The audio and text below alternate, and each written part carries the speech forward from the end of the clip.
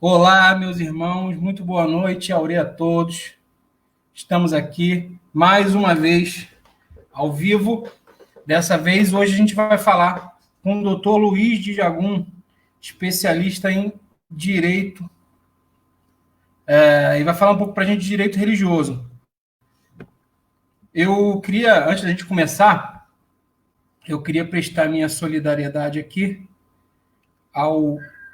Hoje aconteceu um ato de intolerância religiosa num terreiro em Curitiba, né? Onde o muro do terreiro foi pichado com algumas palavras de ofensa, porque pichar já é uma coisa errada, né? E a gente pichar num lugar religioso, mais errado ainda. E a gente desferir alguns tipos de palavra, mais errado ainda. Então, eu queria prestar aqui a minha solidariedade. Daqui a pouco eu falo o nome do Ilê, que eu não estou lembrando agora, mas eu vou dar uma procurada aqui, daqui a pouco eu falo. Então, eu queria chamar para a gente aqui, para conversar com a gente, o doutor Luiz de Jagum. Já estamos com Opa, ele aí, doutor Luiz. Muito boa noite, boa noite a Aurê. todos. Muito Boa noite, bem-vindo. minha bênção de todos indistintamente. Meu motumbá, meu colofé, meu macuiú, meu benói, meu saravá e meu axé. Boa noite a todos. Boa noite, Marcelo. Boa noite, doutor Luiz. Estava falando aqui sobre o que aconteceu no Axé Iraque Niba, em Curitiba. Picharam à frente do terreiro escrito Deus é maior, um ato aí realmente desprezável, desprezível, independente da religião, né? Infelizmente, é mais uma cena que nós nos deparamos aí no Estado brasileiro de intolerância. E, por sinal, além de ser intolerância, né, fere direito fundamental à liberdade de culto. E é você impor uma religião ou algumas pessoas daquele segmento religioso uma verdade absoluta, uma verdade de que a religião do outro é melhor, é mais qualificada, enfim, é um cenário trágico, chato, que vivemos aí de maneira cotidiana, né? É verdade. Eu queria começar. Antes de tudo, eu queria mandar um abraço aqui para a Fabi, do grupo Filhos de Umbanda, que me procurou para saber algumas coisas sobre a live e publicou a live lá no grupo agora de última hora. Fabi, muito obrigado. Muito Doutor Luiz, obrigado. então, mais uma vez é um prazer ter o senhor aqui com a gente, ter o senhor aqui com a gente. Acredito que as suas orientações vão ser muito válidas para os participantes, né, para os adeptos da religião de matriz africana, todos eles, tanto candomblé como umbanda. Então, para a gente começar o nosso bate-papo, eu queria que o senhor se apresentasse a todos que estão assistindo a gente. Então, pessoal, eu sou Luiz Felipe, né? Meu nome de pessoa física é Luiz Felipe. Dentro da religião, as pessoas me conhecem como Luiz de Jagum, né? Sou iniciado. Esse ano completar 7 anos, tenho 6 anos de iniciado dentro da religião. Sou advogado, sou palestrante, sou professor de curso preparatório para o exame de ordem, né? E tenho essa graça de poder levar, ou a gente tenta uma missão de levar ao povo de Axé um pouquinho daquilo que a gente pratica dentro do direito, né? Literalmente levando casos concretos, efetivos e tentando buscar soluções de políticas públicas para a nossa tradição religiosa, para o nosso segmento. A gente vai falar muito hoje aqui de tradição, de política pública. Eu me reuni com o doutor Luiz há um tempo atrás e a gente estava conversando como é importante, né, doutor? A gente ter algumas políticas públicas, de preferência de pessoas que tenham um real interesse em tirar as religiões de matriz africana desse limbo que a gente se encontra hoje e subir um pouco de patamar, né? Importante agora para a gente aproveitar esse momento de eleições, né? A gente já veio conversando isso anteriormente, que a gente agora está caminhando para uma mudança gradativa de pensamentos.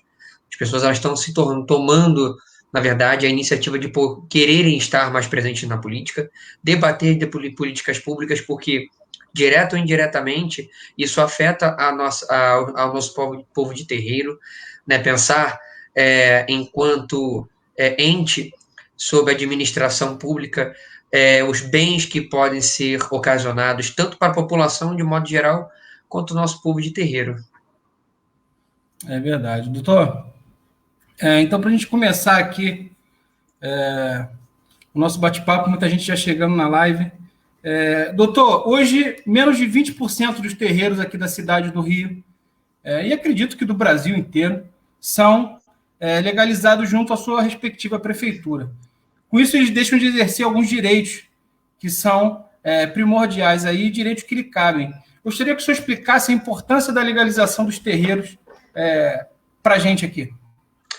Bom, pessoal, é uma tarefa árdua, né? É uma tarefa em que a gente precisa se organizar.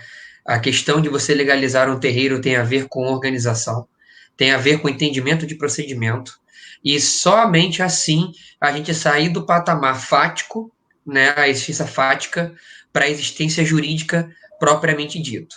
É sair do patamar de a gente saber que existe realmente um terreiro, né, um terreiro numa esquina, e saber que aquele terreiro ele pode praticar determinados atos enquanto legalizado.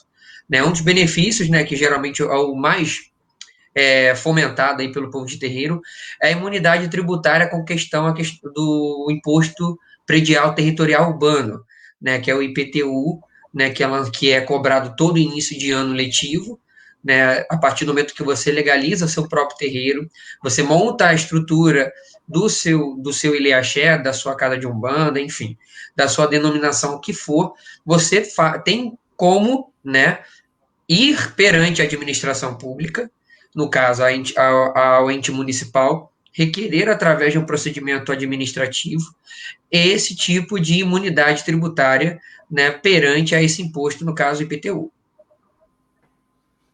E assim, para o pessoal se inteirar um pouco, não é uma coisa fácil, né, doutor? Mas é uma coisa que tem um passo a passo, né? Tem um trâmite. Seguindo os Sim. trâmites, as coisas ficam um pouco mais fáceis, né? O interessante primeiro, né, você sempre ter duas figuras dentro dessa luta. O advogado, que é uma figura que ele é um instrumento que vai ser indispensável nesse momento, e o contador. Esse contador ele vai auxiliar o advogado nos procedimentos administrativos para conseguir então somente correr atrás, né, de determinadas isenções, imunidades, né, partes que até a própria Constituição, a Constituição do Estado, leis orgânicas, elas podem nos beneficiar. Entendi. Doutor, em 2017, o deputado federal Pastor Eurico, do PHS de Pernambuco, tentou aprovar o projeto de lei 8.062, com o fim de proibir o sacrifício de animais em rituais religiosos, o que afeta diretamente o candomblé. O projeto foi vetado em 2019 por ser inconstitucional, com esse desinteresse por parte dos adeptos de religiões de matriz africana pela política. O senhor teme que um novo PL nesse sentido possa voltar? Não, porque o Supremo Tribunal Federal, no ano de 2019, sedimentou o entendimento no recurso extraordinário 494-601, e eu estou falando desse recurso extraordinário porque ele foi o famigerado abate religioso, que foi julgado no Supremo Tribunal Federal, em que se negou o provimento ao recurso do Ministério Público que tinha justamente esse tipo de matéria. O que foi alegado pelo Ministério Público? Que o Estado do Rio Grande do Sul fez uma lei que beneficiava as religiões de matriz africana, né? E, consequentemente, parecia, aos olhos do Ministério Público, que essa lei, a lei de beneficiar as religiões de matriz africana, ela estaria intercedendo sobre uma outra matéria que não competiria ao Estado legislar, que aí seria a questão de matéria de direito penal, e que realmente é a figura da União que detém esse direito. Essa PL, ela realmente ela é inconstitucional, e isso ficou muito sedimentado justamente com essa questão do Supremo Tribunal. O Supremo Tribunal entende que esse tipo de perseguição se trata de um racismo religioso, né? Esse vai envolver o racismo estrutural dentro das autarquias públicas, dentro dos entes públicos, né? E isso pode acabar ferindo até mesmo o direito de tradição à liberdade de culto. O Estado exercendo um limite acima do permitido na liberdade de crença, na isonomia, até mesmo da prática religiosa de um modo geral. Cabe a gente lembrar aqui que a religião ela é garantida pela Constituição em todos os seus aspectos, né, doutor? Ninguém pode privar ninguém de exercer a sua fé, né? O artigo 5º da Constituição, ele além de tratar de direitos individuais, ele indiretamente trata de direitos coletivos. Então, a liberdade de crença, apesar de também ser uma coisa individual, ela também afeta o direito coletivo. Então, todos nós estamos libertos, não vou dizer nem libertos a palavra em si, mas nós estamos autorizados a praticar todo e qualquer tipo de crença, ou não praticar também. Porque até o ateu, até as práticas do ateísmo não é vedado. Então, a prática religiosa e não religiosa é permitida na nossa Constituição. Perfeitamente, doutor. Nós estamos aqui com o doutor Luiz de Jagum. Queria pedir quem pudesse compartilhar essa live em algum grupo, porque essas informações são muito importantes para todos nós da religião, que essas informações cheguem ao maior número de pessoas possíveis. Doutor, continuando no tema política ainda um pouquinho, eu sei que é um tema chato, pouca gente gosta de falar, mas a situação do país que a gente vive hoje, a gente tem que falar de política, né, cara? Então, hoje a Câmara de Vereadores no Rio, aqui no Rio, eu posso falar pelo Rio, que eu sou do Rio, o senhor também, a gente tem a bancada da bala, né? Que é o pessoal que é um pouco mais rebelde. A gente tem a bancada da Bíblia, que são os nossos co-irmãos cristãos. Com isso, as religiões de matriz africana elas perdem um pouco de força, né? Correndo o risco de sofrer algum tipo de retaliação, como foi o caso desse projeto de lei, que nada mais foi do que uma tentativa de retaliação à nossa religião. O senhor não acha que está na hora do povo do Candomblé começar a formar a bancada do axé, cada um escolher uma pessoa de confiança na sociedade e colocar lá, para pelo menos a gente ter um sopro de sobrevida da nossa religião no meio da política? A gente tem que começar uma coisa que eu sempre digo, que é a primeira educação. Né? A gente primeiro precisa fomentar a educação. As pessoas, quando elas escutam de política, elas diretamente assemelham aos políticos, né? Mas não tem nada a ver uma coisa com a outra. O político é aquele tipo de pessoa que está lá dentro daquele determinado parlamento, né? E, em tese, ele é um representante escolhido através do voto, né? Para defender os interesses de uma determinado segmento, ou até mesmo de uma determinada religião.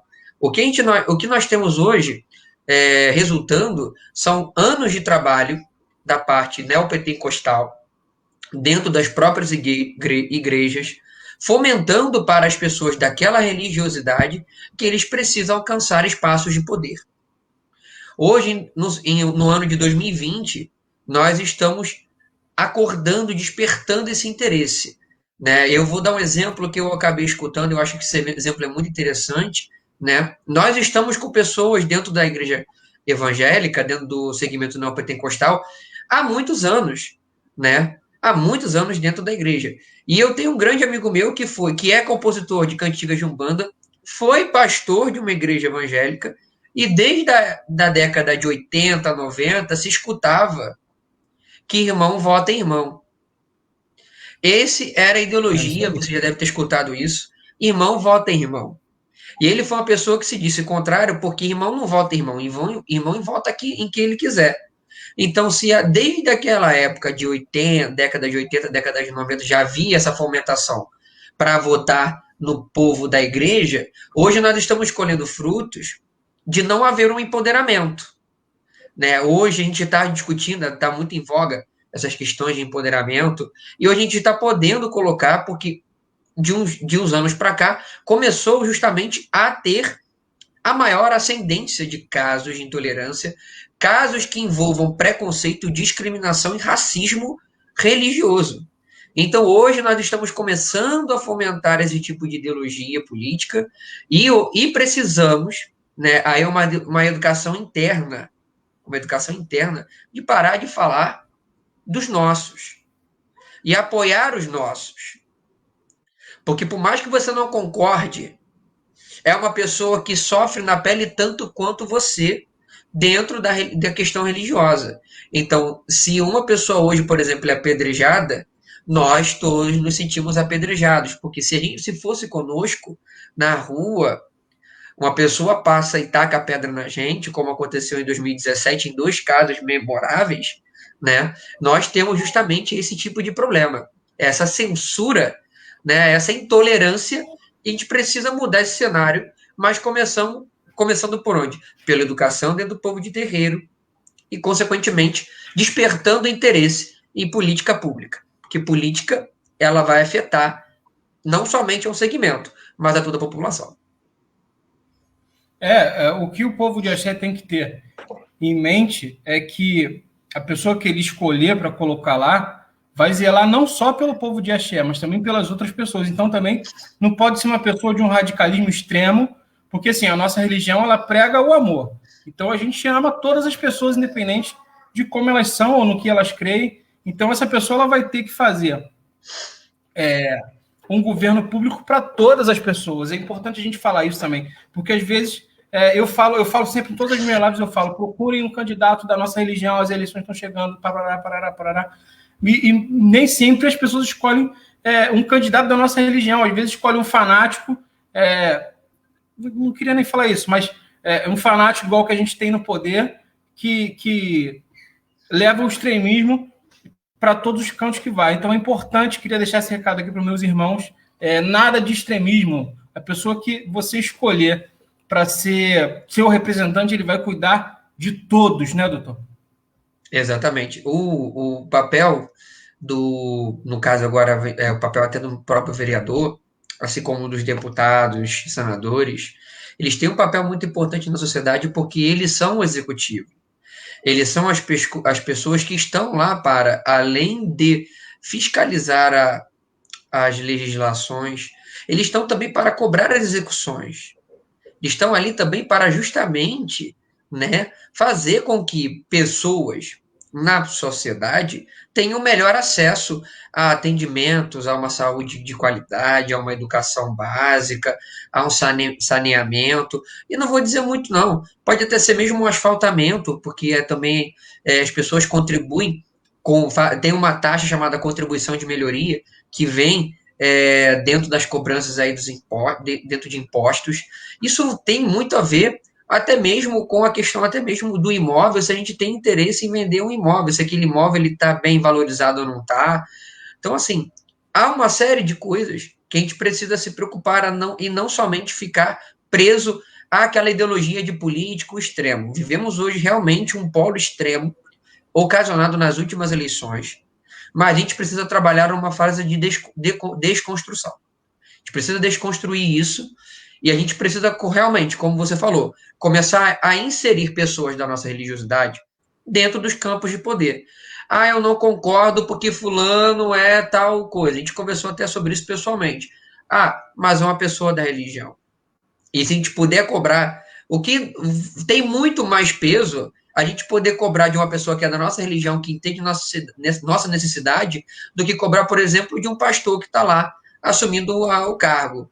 É muito mais simples a gente cobrar, porque ele entende, em tese, ele entende a nossa necessidade. Em tese, ele entende o que o povo de terreiro precisa, né? Mas não somente o povo de terreiro, a população no modo geral. Mas isso é um benefício que vai de comum a todos. É verdade.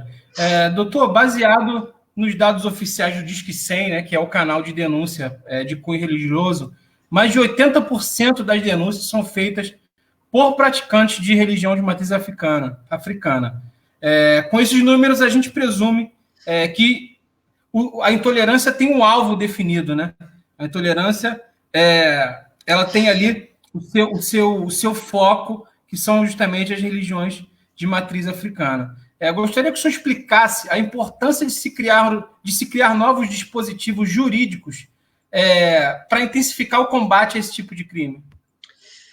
A gente precisa lembrar uma coisa que é importante, né? A competência de direito penal, a competência das legislações que versam sobre crimes, elas são da União. Então, por elas serem da União, ela precisa do deputado federal, do Senado, bem como do presidente da República, para as sanções. Né? Essa é uma matéria que não compete ao Estado, não compete ao município legislar, porque está lá na Constituição dizendo que matéria de direito penal é uma matéria que corre apenas para a União. E o que isso quer dizer? Bom, deixamos ao povo de Brasília, né, aquele povo que nós temos um pequeno de sabor, um pequeno grande problema, né, para que ele É faça isso. verdade. Só que a primeira indagação é como é que a gente chega até lá se a gente não consegue nem chegar no próprio município? Claro que a gente está falando de matérias distintas em entes distintos. Mas vamos botar na legislação. Bom, a gente tem o crime contra o sentimento religioso, que está lá no 208 do Código Penal. Nós temos a Lei KO, que é a 7716 de 89. E nós temos o artigo 140, parágrafo 3º, que trata da injúria preconceituosa. Essa injúria preconceituosa, esse artigo 140, ele foi alterado porque a Lei KO prevê no seu artigo 20 a mesma coisa que prevê o artigo 140, parágrafo 3º. Só que qual é a diferença? A Lei KO, ela trata de direito coletivo. Ela trata sobre assuntos de preconceito e discriminação em um âmbito coletivo. O diferente do artigo 140, parágrafo 3º, que trata de crime contra a honra e injúria entre eu e você. Então, por exemplo, se eu aqui diferir sua honra, né, eu e você, vai haver uma incursão penal. Agora, eu vou dar um exemplo básico. Se vocês lembram do caso do pastor Tupirani, da igreja Geração Jesus em Cristo, Geração em Cristo, quem aqui do Rio de Janeiro sabe, ele foi o autor daquele carimbo Bíblia Sim, Constituição Não. Ficou rodado pelo Rio de Janeiro inteiro. Eu passava nos viadutos da Barra, no centro da cidade, tinha sempre aquele carimbo: Bíblia sim, Constituição não. Até que um dado momento, ele começou a oferir ofensas sobre o Alcorão em rede social. E aí, tomando ciência, o Ministério Público ingressou com denúncia, porque nesse momento ele cometeu um crime em que não vai mais na lei, não vai no Código Penal para falar entre eu e você. Ele vai afetar literalmente o coletivo, vai afetar literalmente aquele povo que pratica, assim como já chegou ao meu conhecimento e eu tive a iniciativa de ir na DECRAD. Por sinal, gente, é importante lembrar, né, nós temos uma delegacia especializada aqui no Rio de Janeiro, na Rua do Lavradinho, no centro da cidade, que trata de crimes de intolerância religiosa, racismo e intolerância religiosa, ali no centro da cidade, que é na DECRAD. E esse caso do pastor do Pirani também aconteceu com as religiões de matriz africana.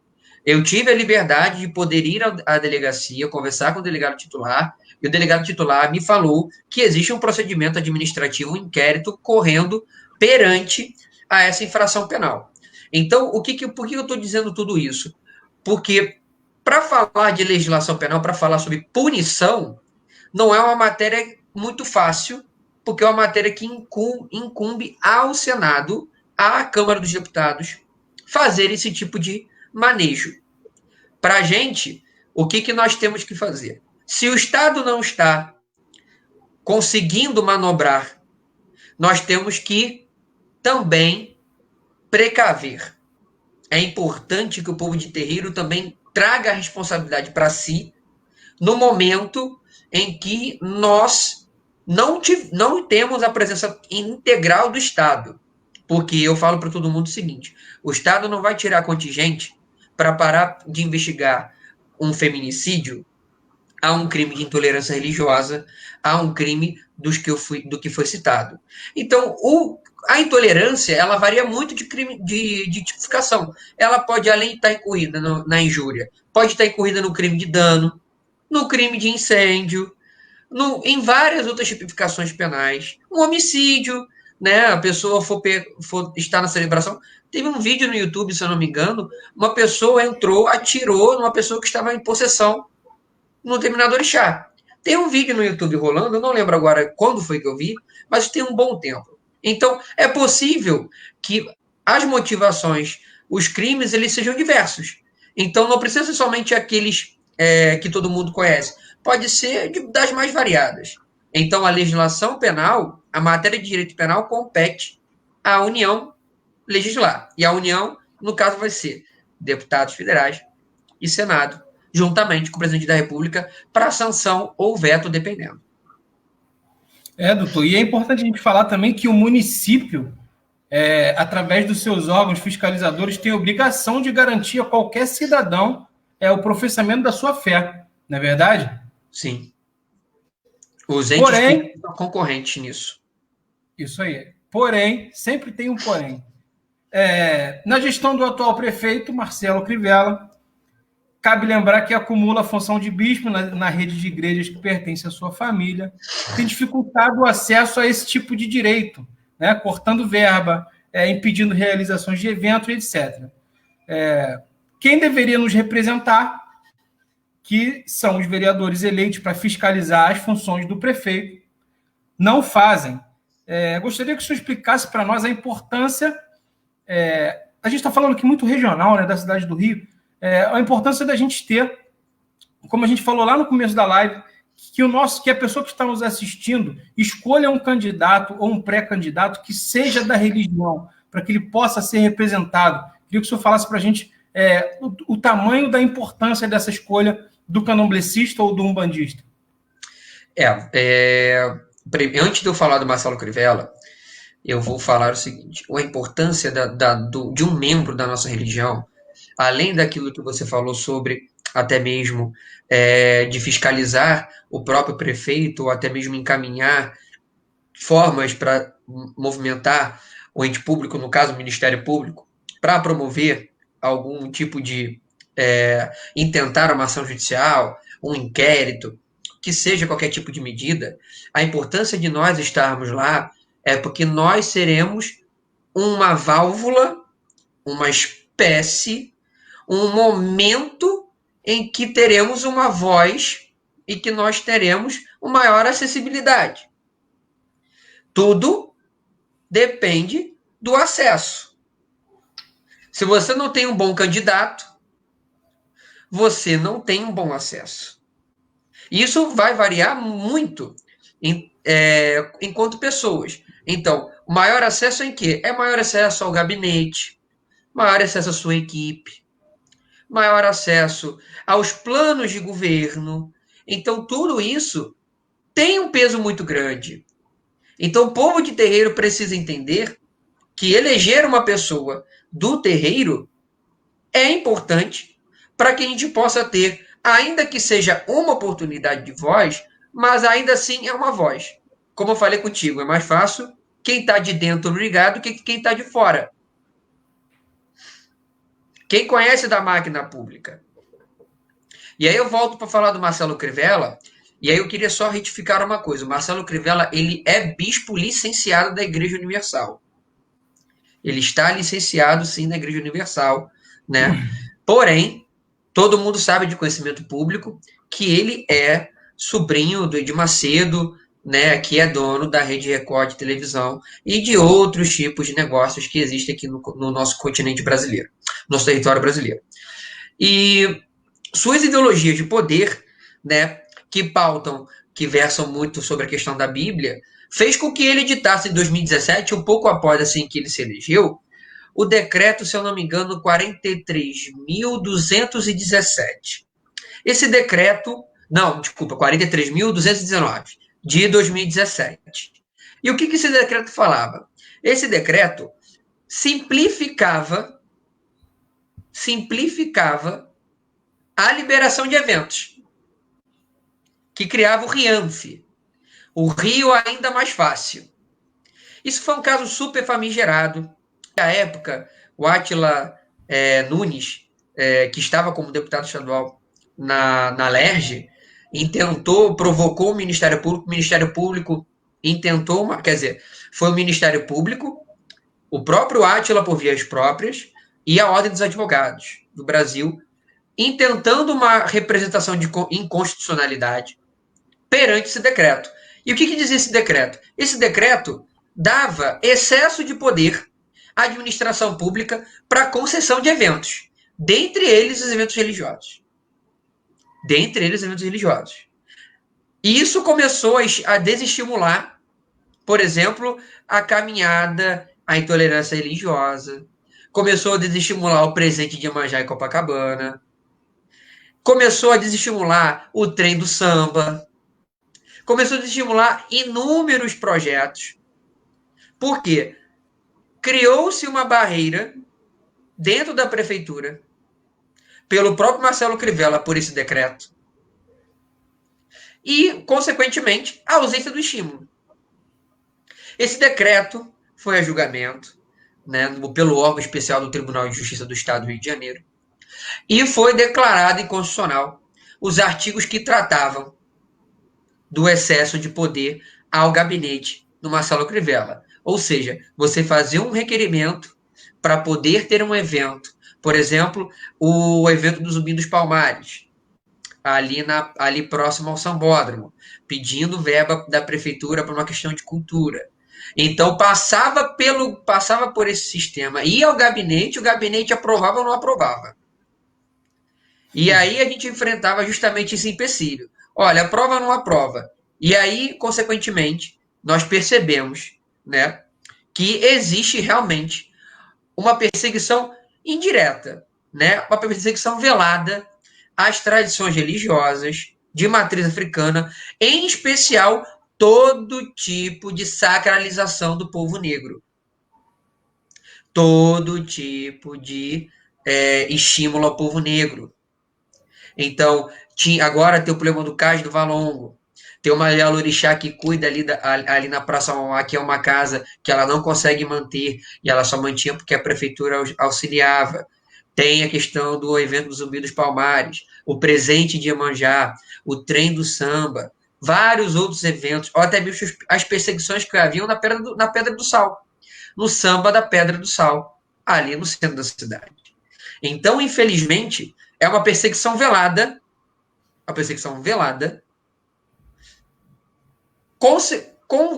consubstanciada da nossa ausência perante a administração. Mas em que sentido? Da gente perceber que pessoas da bancada da bala, pessoas da bancada da igreja, a sua ascensão, e por serem maioria dentro da Câmara de Vereadores, consequentemente dentro do Estado, e também no Senado Federal, no Parlamento Federal, a gente encontra esses óbices. Então, existe sim, é infeliz, mas é o momento que nós temos de reivindicar. Quer dizer, todo momento ele é devido, mas em época de eleição é o momento que a gente precisa botar gente como a gente do povo, gente de terreiro, pessoas de qualquer tipo de classe, um pouco menorizada, para reivindicar direitos. E eu tenho um amigo meu que é guarda municipal, e assim que o bispo prefeito assumiu a prefeitura do Rio de Janeiro, ele recebeu um formulário, como se fosse um censo, né, dentro da guarda municipal. E dentro desse formulário vinha a pergunta: qual é a sua religião? Totalmente inconstitucional, né, doutor? Totalmente. Não interessa para a administração pública, estadual, municipal, federal, qual a religião que você professa. É uma questão individual. Nesse ponto, a Constituição ela preza justamente pela liberdade individual, pela garantia individual. A prefeitura, o governo do Estado, nem a própria presidência da República, dentro dos seus ministérios e qualquer outro tipo de parte pública que seja, não interessa. Não interessa, não é interessante o que vai contribuir saber ou não qual é a religião do outro. Se o outro é católico, se o outro é espírita, se o outro é evangélico, se o outro é um bandista, candomblessista, molocosse, cabinda, batuque, não interessa, não vai fazer diferença nenhuma. É inútil, é uma coisa repugnante, repugnável, que foi esse ato do prefeito em fazer esse censo.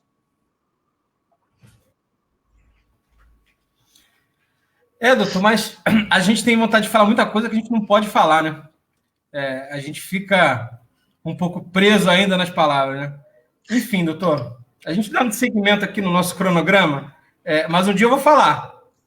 Um dia eu vou falar.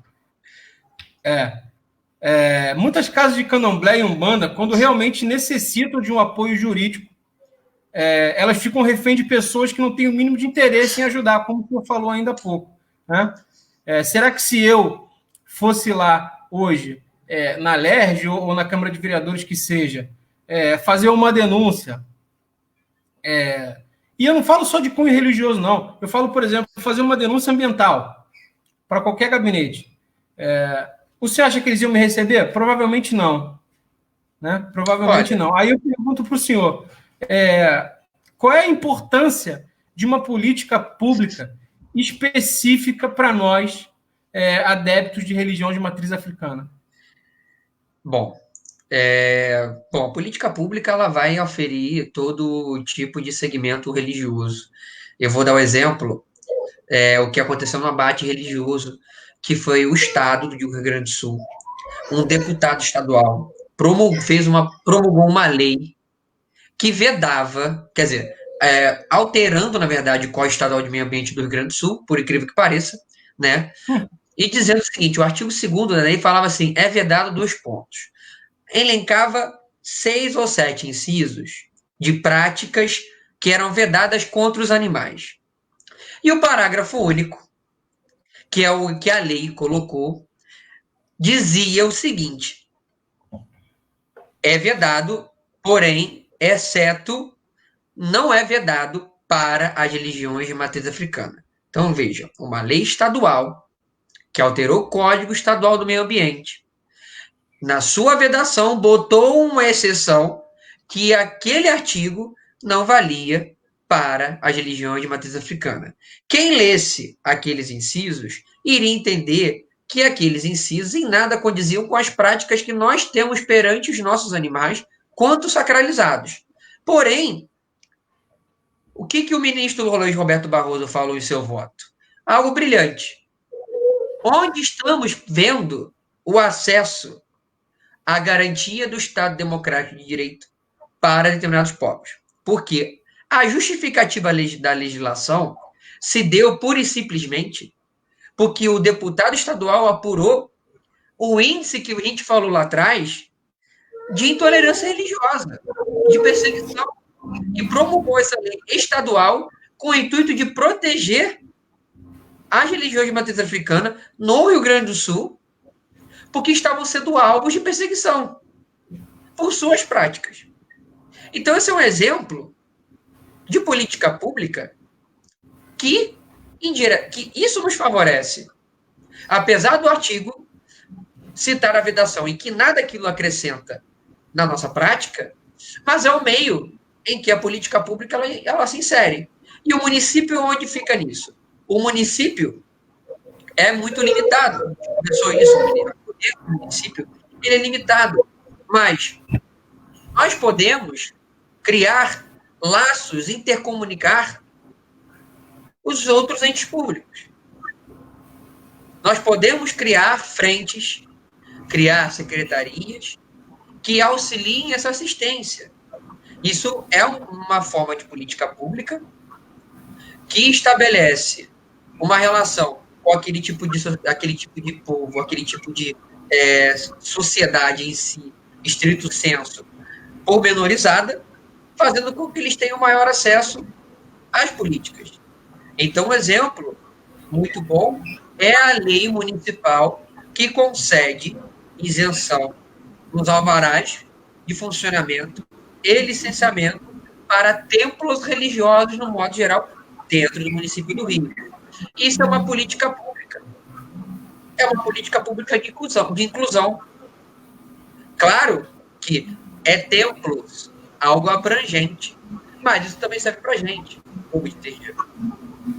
Então, é um exemplo de política pública, né?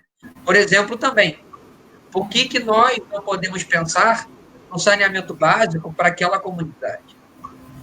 O asfaltamento, a questão de conservação, iluminação pública, são todas políticas públicas que inserem o povo de terreiro.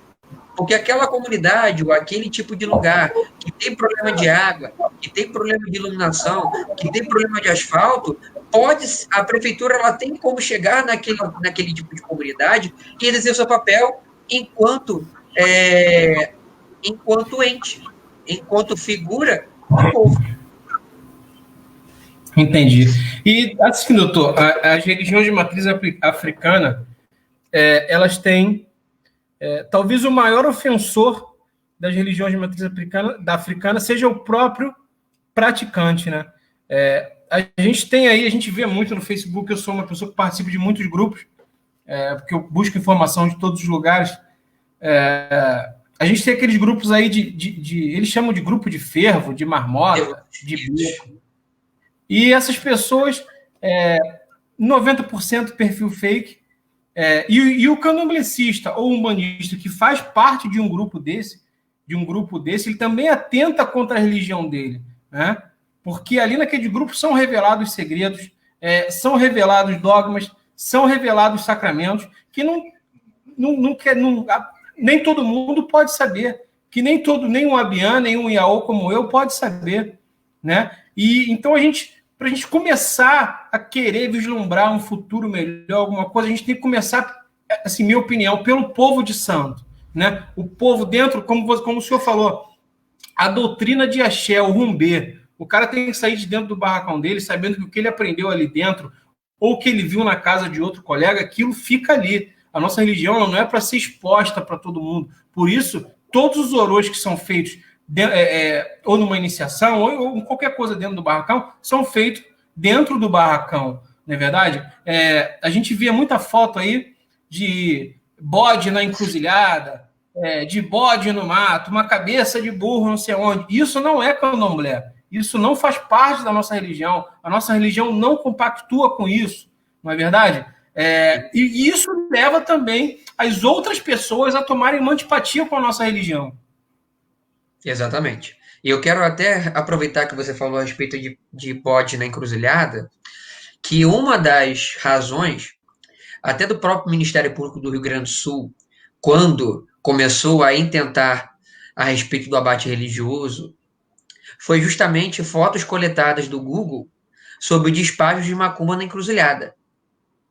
Se você botar no Google e digitar despachos de macumba, você vai ver uma série de imagens e te digo com toda certeza, aquelas imagens estavam inseridas na petição, estavam inseridas nas razões do próprio Ministério Público perante ao Tribunal de Justiça.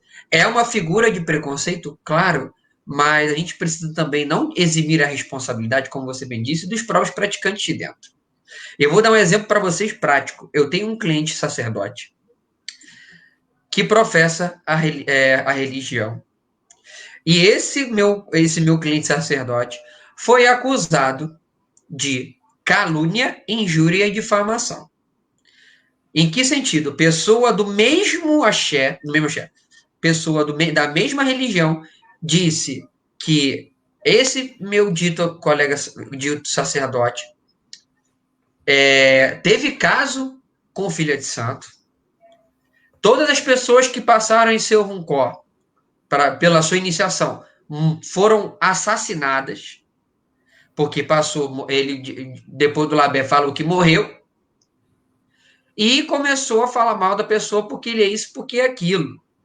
Quantas vezes nós já fomos, vou dar um exemplo clássico, nós vamos à macumba de Exu, de Pombogira, e vemos aquela coisa, o famoso xoxá, a famosa difamação entre irmãos, não porque fez errado ali, não porque isso, não porque aquilo, porque o ariaxé está plantado diferente, porque a comieira não tinha que ser desse santo, não porque aquele Oxalá saiu de preto, não porque aquele Ossan saiu de rosa.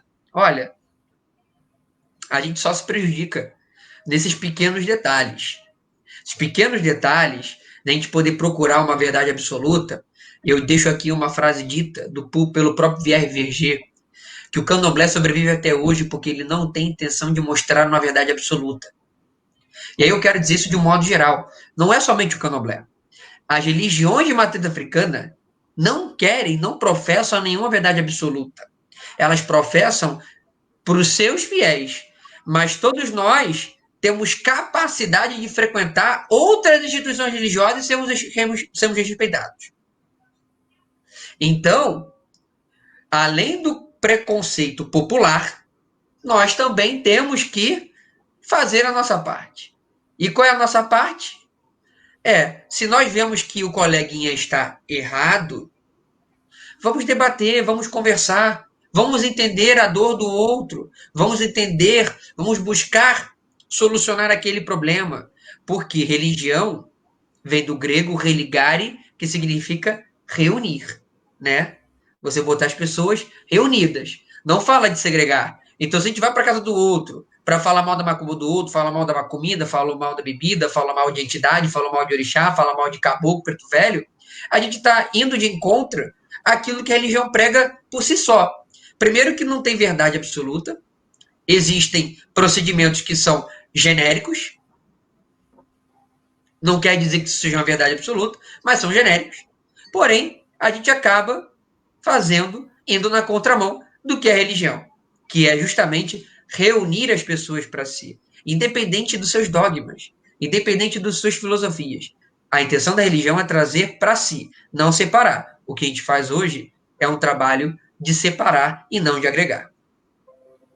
Sim, e o pior para mim é partir do próprio adepto. E não são só pessoas que não têm conhecimento da religião, não. São pessoas que têm cargo de sacerdócio, são pessoas que têm cargo de Eké de Ogã, são ebômios, são iaôs. Todas essas pessoas são. Pô, eu estava vendo com a minha esposa, tem um grupo desse que tem quase 70 mil pessoas. Isso não é normal. Isso não é normal. Essas pessoas estão decretando o fim da religião. Porque vai chegar uma hora que o candomblé não vai ser mais suficiente para elas, doutor. E o que elas vão fazer? É isso que me preocupa.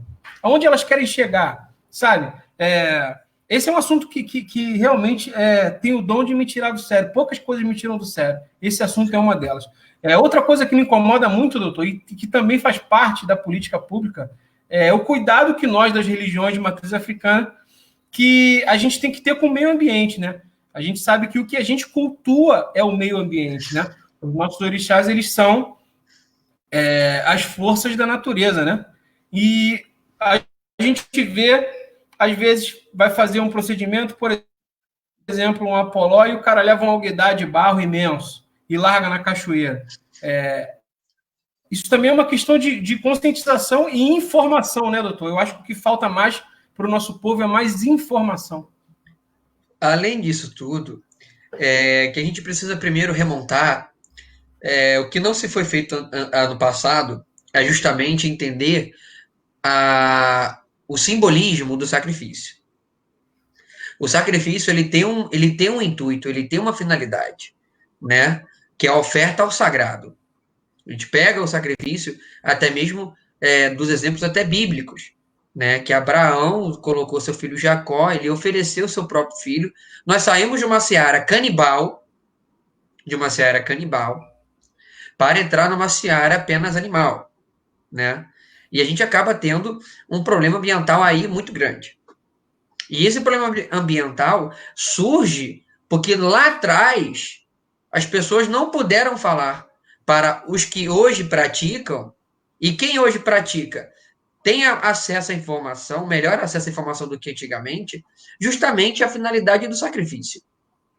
Então, se a gente está indo para uma cachoeira, para uma mata, para uma praia, para qualquer lugar, a gente precisa ter consciência ambiental. Faz tudo que tem que fazer, sabe? Não prejudica o meio ambiente. Você, por exemplo, fazer um ebó na praia, cavar um buraco fundo e afundar, botar aquilo no fundo, né? Não jogar na água, né? Porque a água vai poluir o meio ambiente. Eu vou te dar um dado, não sei se você sabe, Marcelo, mas existem empresas que trabalham com deportação de lixo nos oceanos. São empresas que trabalham com deportação de lixo nos oceanos. Então, o problema ambiental, esse é muito pequeno. Mas o oceano é o maior prejudicial de todos. Porque tem empresas que despejam containers e containers de lixo em raios nunca imaginados. E se um dia alguém for cruzar, a gente vai ter, sim, peixes com prego e não conseguem sobreviver. Então, eu estou falando para você um problema grande, mas o pequeno ele vai se tornando grande. Isso é uma bola de neve. Então, se a gente não tem consciência, além de ambiental, de conscientização, de procurar entender o que realmente, efetivamente, é o rito do sacrifício, a gente vai continuar remando, nadando contra a maré. É claro que eu não estou dizendo dos casos que são específicos, porque nós sabemos que temos casos específicos para tal finalidade. Mas de um modo geral, nós temos uma finalidade, né? As pessoas, tem gente que dá comida Unilé, que aproveita a Unilé para fazer os despejos dos demais sacrifícios. Enfim, cabe sua tradição religiosa, cabe a sua casa, a sua ramificação religiosa, saber doutrinar, saber passar a filosofia do sacrifício, né? Para que a gente não consiga incorrer naquelas penas, porque isso vai aumentando gradativamente. Vai que você está indo para lá, você passa a ter uma polícia ambiental, tá vendo que você está fazendo aquilo, vai lá e te multa porque ele caracteriza que aquilo não é um ato de liberdade religiosa, e sim um ato que confere a degradação do meio ambiente. Até você provar que focinho de porco na tomada, você já tomou uma multa e aí você vai ter que responder um devido processo legal. Assim, é importante, eu vou sacralizar isso aqui nessa live, porque talvez outras pessoas que não sejam da nossa religião assistam essa live. Eu sou candomblessista, mas também sou ambientalista, e é importante a gente explicar que o animal sacrificado no candomblé, ele não sofre, que o animal sacrificado nos rituais de candomblé, eles são totalmente aproveitados, nada do animal se desperdiça, o couro vai para o atabaque, a carne é consumida pelos filhos de santo. Então, esse animal ele é abatido para consumo tanto quanto um animal de um frigorífico ou de um abatedouro é abatido para consumo. Eu queria sacralizar isso aqui nessa live, para que todo mundo que veja isso saiba um pouco de como funciona. É claro, tem coisa que a gente não pode falar, mas que é basicamente isso. Todo animal abatido dentro da nossa religião, ele é consumido e nada é desperdiçado, doutor. Eu queria também aproveitar que você falou isso, Marcelo, uma coisa muito simples. Vocês querem ver a diferença entre um rito de sacralização e um rito de abate? Não no sentido do abate religioso, mas do abate. Tem inúmeros vídeos no YouTube de como as pessoas elas abatem boi, de como as pessoas elas matam frango. E quando você parte para a prática, dentro dos nossos axés, você não vê nada daquilo. Você não vê nada daquele tipo de procedimento, porque o nosso procedimento ele é indolor. Ele tenta não causar maiores danos, né, agonias ao animal, porque a gente sabe que a agonia do animal também pode ser a nossa. Esse é um exemplo. Então, eu quero deixar também aqui registrado uma coisa simples. Olhem a diferença. Procurem a diferença até no próprio YouTube. No YouTube tem tudo, praticamente. A diferença de uma pessoa que sacraliza um animal para fins litúrgicos e uma empresa, uma pessoa que sacraliza um animal para fins comerciais. Comerciais. O senhor falou tudo, doutor. Agora o senhor falou tudo. E assim, a primeira, isso muita gente não sabe, inclusive quem pratica a religião talvez não saiba. A primeira premissa de se sacrificar um animal é que aquele animal não sofra, não é? A gente já passou, com certeza o senhor também, por algumas situações das pessoas que fazem o sacrifício, tem que fazer o sacrifício da forma mais rápida possível, para justamente que aquele animal não sofra. E a gente precisa muito que as pessoas entendam isso. Eu passei, várias pessoas que já estão há muito tempo na religião sabem, porque a prática do sacrifício para os animais, ela não pode ter dor, ela não pode ter agonia, não pode ser agonizante para o bicho. Não pode. Isso por uma, eu não pretendo entrar dentro do rito do aô, do segredo, mas vamos pensar de uma maneira genérica. É muito mais, você deseja muito mais morrer. Você deseja muito mais morrer. Você deseja morrer pessoalmente, com agonia ou sem agonia? Sem agonia, lógico. Você não quer debater a sua dor, porque você debater a sua dor é o seu tormento. Então, se você quer, por exemplo, se eu fosse pensar hoje para uma questão de morte, gostaria muito de morrer deitado, dormindo, sem ter dor, sem nada, né? Do que ficar num hospital, tendo que ficar me recuperando, volta. Isso é agonizante. É uma morte que vai te consumindo aos poucos, mas é agonizante. Então, se você não quer isso para o bicho, você não quer isso para o ser humano, não faça isso com o bicho. É isso aí. E é uma das nossas premissas é uma das premissas do nosso sagrado, né? Não haver sofrimento para o animal. Doutor, a gente já falou quase uma hora aqui, passou rápido, a conversa boa passa rápido. Para a gente finalizar, eu gostaria muito de agradecer ao senhor, perder um pouco do seu tempo aqui com a gente, explicando algumas situações importantes. Queria deixar o espaço aberto aqui para o senhor fazer as suas considerações finais. Gente, Marcelo, eu queria primeiramente agradecer pelo convite, pelo carinho, né, de a gente poder debater, fazer esse diálogo nesse momento aqui nessa rede social e dizer, primeiro, que eu estou à disposição, minha rede social ela é pública, meu número também é de telefonia público para todo mundo, quem precisa de acesso, né, e que nós possamos criar consciência, aproveitar o momento político que nós estamos vivendo, né, que não é um dos melhores, porém, fomentar, sedimentar em nossas casas consciência, educação, sobretudo organização. Quanto mais organizados estivermos para reivindicar direito, será muito mais fácil.